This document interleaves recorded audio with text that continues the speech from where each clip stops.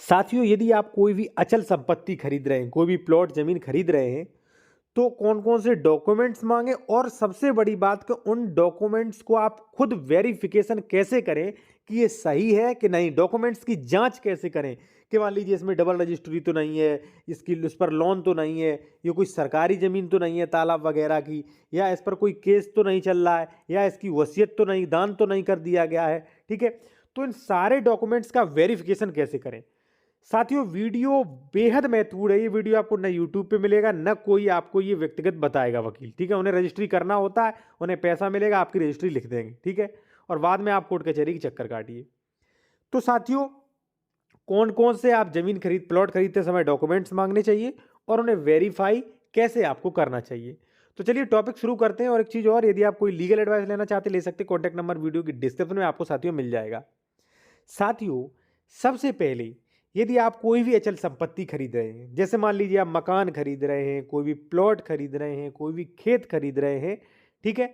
तो वहाँ पे सबसे पहले जो विक्रेता है, उससे आप माँगिए रजिस्ट्री, ठीक है? सबसे पहले मेरे कहने का मतलब है कि आप ये देखिए कि ये उसका मालिक कैसे बना, ठीक है? अब मान लीजिए उसने ज़मीन खरीदी थी, ठीक है? तो वो आपको तुरंत रजिस्ट्री देगा, अधिकतर रजिस्ट्री देते, भई ये रही रजिस्ट्री, ये मैंने ज़मीन खरीदी थी, ठीक है? आपने रजिस्ट्री देख ली, रजिस्ट्री ले ली, ठीक है? उसके बाद आपको लेना है साथियों खतौनी, ठीक है? थर्ड नंबर पर लेना है साथियों एनओसी।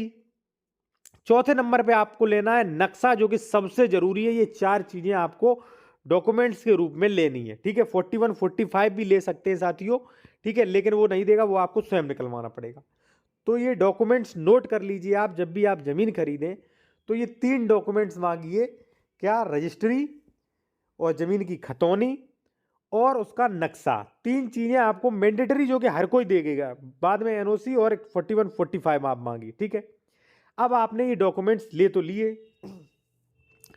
अब सबसे बड़ी बात साथियों, देखिए जिसके लिए मैं वीडियो बना रहा हूं कि डॉक्यूमेंट्स तो आपने ले लिए, लेकिन उनका वेरिफिकेशन कैसे करना है कि ये सही है कि गलत। देखिए डॉक्यूमेंट्स तो कोई भी दे देगा आपको, लेकिन अब बात सबसे बड़ी होती है कैसे पता लगाएं ये जमीन सही है, डॉक्यूमेंट्स भी दे दिए, ठीक है? तो सबसे जरूरी चीज, वो डॉक्यूमेंट्स आप किसी विद्वान अधिवक्ता को दिखा सकते हैं, जो कि बहुत, मान लीजिए, अच्छे हैं उन्हें। या मान लीजिए आप नहीं दिखाना चाहते, तो एक चीज़ और है, यदि आप उत्तर प्रदेश से ज़मीन खरीद रहे हैं, उत्तर प्रदेश में ज़मीन खरीद रहे हैं, तो आप खतौनी रजिस्ट्री चेक करवा सकते हैं मेरे द्वारा भी, क्योंकि डबल रजिस्ट्री नहीं इत्यादि। कॉन्टैक्ट नंबर वीडियो की डिस्क्रिप्शन में आपको मिल जाएगा। या यदि आप स्वयं देखना चाहते हैं, तो देखिए पहले रजिस्ट्री चेक करिए। रजिस्ट्री में क्या देखिए, आपने उससे रजिस्ट्री मांगी, ए व्यक्ति से आप ज़मीन खरीद रहे हैं, आपने कहा भाई भाई साहब ये जो है, आप हमें ज़मीन खरीदूंगा, आप हमें रजिस्ट्री दे दीजिए।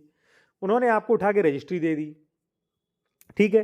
अधिकतर रजिस्ट्री दे देते हैं, क्योंकि अगर मान लीजिए उन्होंने खरीदी होगी तो उनके पास रजिस्ट्री होगी, रजिस्ट्री तो आपको दे दी साथियों।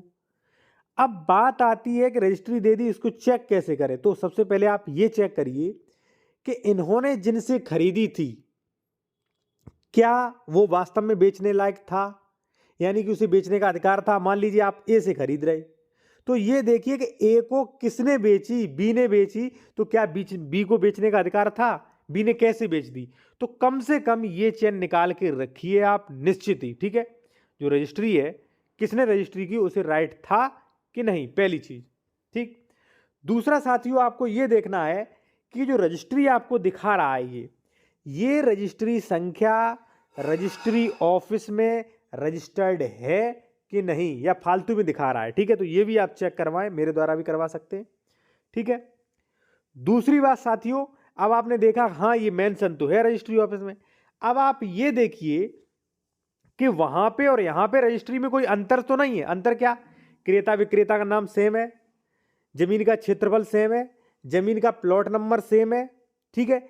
ये चीजें आपको देखना है कि ये जो दिखा रहा है इसमें, क्योंकि ये प्रविष्टि तो इसके पास रही, हो सकता है उसने जो है फोटो बदल दी हो, क्रेता विक्रेता का नाम बदल दिया हो, गाटर संख्या बदल दिया हो, या मान लीजिए क्षेत्रफल बदल दिया हो, भाई उसके पास तो रही, हो सकता है एडिटिंग वगैरह कर दे, ठीक है? तो वहां पे भी देखिए कि इसकी रजिस्ट्री जो है वो बिल्कुल एक्यूरेट है कि नहीं, ठीक है? जो कि आप किसी विधि विशेषज्ञ द्वारा या किसी एडवोकेट द्वारा दिखवा सकते हैं, आजकल ऑनलाइन व्यवस्था है इसकी, ठीक है साथियों? इसके बाद आपने ये भी देख लिया, उसके बाद आपको ये देखना है कि जैसे मान लीजिए कोई आप प्लॉट खरीद रहे गाटा संख्या 96 में, वो रजिस्ट्री दिखा दी। उसके बाद ये देखना है कि इन्होंने 2011 को जैसे ज़मीन खरीदी थी इन्हें, तो इसके बीच 2011 के बाद इस ज़मीन की इन्हें कहीं रजिस्ट्री तो नहीं कर दी, बाद में आपकी डबल रजिस्ट्री हो जाए, आप कोर्ट कचहरी के चक्कर काटते फिरो। ठीक है, तो ये डबल रजिस्ट्री वाला भी आपको चेक करना है। ठीक है, ये तो हो गई साथियों रजिस्ट्री वेरिफिकेशन। यदि आप सभी सही पाते हैं तो ये तो हो गई साथियों रजिस्ट्री बिल्कुल ठीक है। अब आपको देखना है साथियों कि रजिस्ट्री के आधार पर इसने दाखिल खारिज करवाया है कि नहीं, सबसे बड़ी चीज। ठीक है, आपको म्यूटेशन देखना, जैसे मान लीजिए इन्हें खरीदी तो इन्हें दाखिल खारिज भी कराया होगा, तो आप दाखिल खारिज देखिए। दाखिल खारिज जो है खतौनी देखिए, खतौनी में आदेश चढ़ा होगा कि इन्हें फलाने व्यक्ति से जमीन खरीदी, फलाने व्यक्ति का नाम दर्ज करके ए का नाम दर्ज किया जाता है। ये जो है ये खतौनी देखिए आप, खतौनी में आदेश है कि नहीं। उसके बाद खतौनी में आप देखिएगा कि जमीन जो है वो किस श्रेणी की जमीन है। ठीक है, श्रेणी नंबर 1, 2, 3, 4, 5, 6 ये देखें, क्योंकि प्रत्येक श्रेणी के नंबर की जमीन नहीं खरीद सकते, रहने योग्य नहीं होती है। ठीक है, ठीक है, सरकार जब्त कर लेगी। उसके बाद आपको साथियों खतौनी में देखना है कि ये जमीन जो है वो ट्रांसफेरेबल राइट वाली है कि नहीं है, ये आपको देखना है। ठीक है, इसके बाद साथियों आपको देखना है कि वहां पे कोई निरस्ती वगैरह का आदेश तो नहीं चढ़ा है, 143 का आदेश तो नहीं चढ़ा है। ठीक है, क्या क्या आदेश चढ़े उसमें ये देखना है। इससे नेक्स्ट चीज आपको देखनी है कि इस पर कोई बंधक का आदेश तो नहीं चढ़ा है, कितनी जमीन बंधक है। ठीक है, और सबसे जरूरी चीज आपको यह देखना है, अक्सर प्रॉपर्टी डीलर क्या करते हैं, उन्होंने 1000 वर्ग मीटर जमीन खरीदी और उन्होंने 1200 वर्ग मीटर की रजिस्ट्रियां कर दी और 1200 वर्ग मीटर पर कब्जा दे दिया। ठीक है, तो ये देख लें कि उन्होंने कितना बेचा है, प्लॉटिंग कर रहे तो कितना बेच दिया, कितना बकाया, वरना आपका दाखिल खारिज नहीं होगा। ठीक है साथियों, इतनी चीजें देखने के बाद आप पिछली खतौनी वर्ष भी चेक करें, जो भी आदेश हैं।